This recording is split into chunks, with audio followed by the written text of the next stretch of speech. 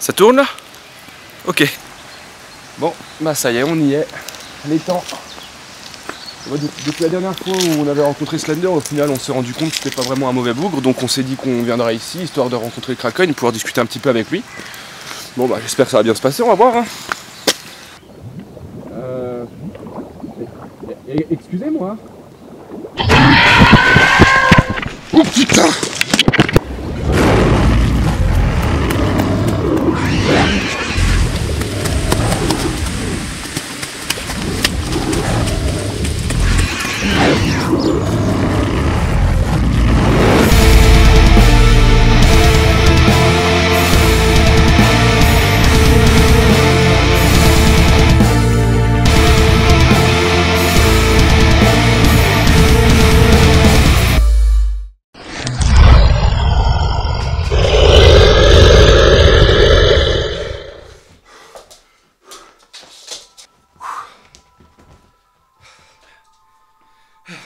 Salut et bienvenue dans le Purgatoire. Aujourd'hui, c'est d'une créature bien connue dont on va parler. Gargantuesque de par sa taille, son existence reste encore un mystère. Et oui, petit malin, tu as lu le titre de cette vidéo. Tu as deviné, c'est bien du Kraken dont on va parler. Issu de légendes scandinaves, le Kraken est une créature marine dont la taille se situerait entre 13 et 15 mètres de long. À titre de comparaison, 15 mètres, c'est ça.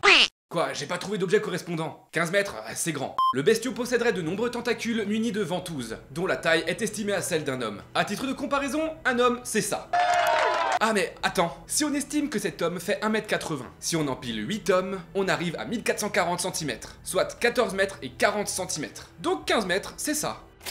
Tu vois, je me fous pas de ta gueule. Allez, on revient au sujet. Je disais donc, il est grand, il a des tentacules. Bon, ah, bah oui, il est capable de broyer un navire en deux, le faire chavirer simplement s'il a un peu la flemme, le faire couler et bien sûr dévorer l'équipage de ce dernier. Entièrement, cela va de soi. Dans les années 1750, un évêque de Bergen en Norvège, Erik Pontoppidan, décrit la créature qu'il juge de la taille d'une île flottante. Selon lui, le vrai danger pour les marins, c'était pas tant la créature en elle-même, mais le tourbillon qu'il engendrerait après sa descente rapide dans l'océan. Selon lui, même le plus gros navire de guerre pouvait être tiré dans les fonds marins, ou les fonds océaniques, c'est à toi de voir. Eric nous gratifie d'une citation des plus inspirantes. Triste vérité et réalité brutale. Citation que voici, les îles flottantes sont toujours des krakens. Tiens, tant qu'on y est, cette description s'applique aussi à d'autres créatures marines. 3 précisément. Avgufa, une énorme baleine prenant l'apparence d'une île. Lyngbaki, le plus grand des monstres marins, laissant son dos émerger à la surface de l'eau, à proximité des bateaux, pour que l'équipage qui voyage à son bord y accoste. Le monstre sympa quoi, tip top. Et enfin, l'Aspidochelon. Merci, une gigantesque tortue ressemblant à une île, laissant ainsi son dos émerger. Depuis la fin du XVIIIe siècle, le Kraken a été décrit dans de nombreux ouvrages, comme une grande créature ressemblant à un poulpe. De nombreux personnages ont affirmé que le Kraken dont Erik Pontoppidan parlait n'était autre qu'un calamar géant. Et bah en fait, il y a grave moyen que ça soit ça, car en effet, le calamar géant est une espèce de céphalopode pouvant atteindre les 13 mètres de long sans souci. C'est dingue quand même, pas vrai? T'imagines, t'es là tranquille, t'es au bord de la plage. Bon, c'est l'été, il fait un peu chaud. Toi tu te dis tranquille, je vais aller patauger, aller me rafraîchir un petit peu. Tu te mouilles la nuque parce que t'as mangé un bon gros beignet et que tu veux pas risquer l'hydrocution. Donc t'es paré, tu trempes un orteil, puis deux, et là t'as un gros truc gluant qui te chope et t'entraîne dans les profondeurs. Déjà que tu cries quand t'as une algue qui t'effleure le mollet.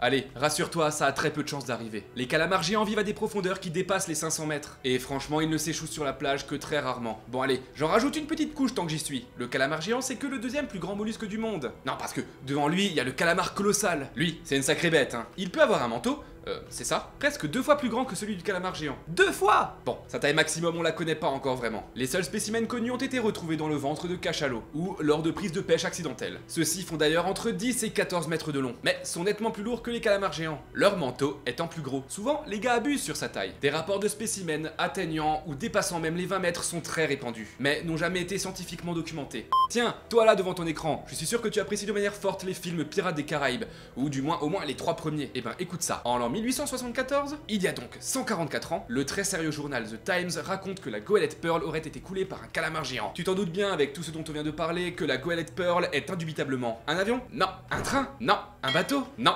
Si. Yes. Et oui, et goélette Pearl, ça te fait pas penser à quelque chose?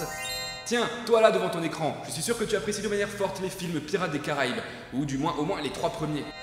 Ah? Avoue, allez, sans le montage, tu te serais même plus souvenu de cette phrase. Ou peut-être que si. Si c'est le cas, c'est que tu es très attentif. Merci. La goélette Pearl. Pearl! Et dans les films, le bateau il s'appelle comment? Black Pearl, exactement. Je sais pas trop si c'est un clin d'œil assumé par les studios Disney, mais c'est plutôt cool. Ah, au fait, un peu plus tard, le Times a avoué que c'était une blague. Le Pearl n'ayant jamais existé. Cette histoire a tout de même renforcé la légende du Kraken dans la tête de beaucoup. Évidemment, tu t'en doutes, c'est pas une surprise. Le Kraken apparaît dans énormément d'œuvres. Il est présent en littérature, par exemple, dans 20 milieux sous les mers de Jules Verne, où le Kraken est longuement évoqué. Dans le roman Le Seigneur des Anneaux de Tolkien, qu'on ne présente plus. Le guetteur de l'eau qui garde l'entrée ressemble au Kraken. Dans le Trône de Fer de George Martin, l'emblème des Greyjoy est un Kraken. Dans le comics Aquaman, ce dernier a le pouvoir de communiquer avec les créatures marines et réveille à plusieurs reprises le Kraken. J'aimerais tellement voir ça dans les prochains DC, ça va être tellement badass. On le retrouve également dans divers jeux de cartes, de plateaux, de rôles évidemment, mais aussi dans plein de jeux vidéo. God of War, World of Warcraft, Final Fantasy, Golden Sun, Fable, plein d'autres, et plein de films aussi d'ailleurs. Bref, tu l'auras compris, le Kraken, c'est avant tout de l'amour, beaucoup de passion. Mais qu'est-ce que je raconte moi? Le Kraken, c'est avant tout un mythe qui a su traverser les âges par le biais de rumeurs et de racontards. C'est marrant quand même de voir que rien ne débute par hasard. Pas même un mythe. Tout a un fondement. Finalement, le Kraken, on pourrait dire qu'il existe. Il est simplement moins agressif et moins puissant que ce que les légendes racontent. Mais bordel, 15 mètres de long quand même. 8 hommes d'1m80. Ça doit être super flippant d'en croiser un. Voilà, cet épisode est à présent terminé. J'espère qu'il t'aura plu. N'hésite pas à me dire ce que tu en as pensé dans les commentaires. Mets un pouce bleu si tu souhaites nous soutenir. Et abonne-toi en cliquant sur le bouton abonner bien évidemment, mais aussi sur la cloche pour suivre toutes nos activités. Surtout si tu veux pas louper nos prochaines vidéos. Sur ce, je te dis à la prochaine pour une nouvelle vidéo confectionnée avec amour. Porte-toi bien l'ami. Ciao. Allez.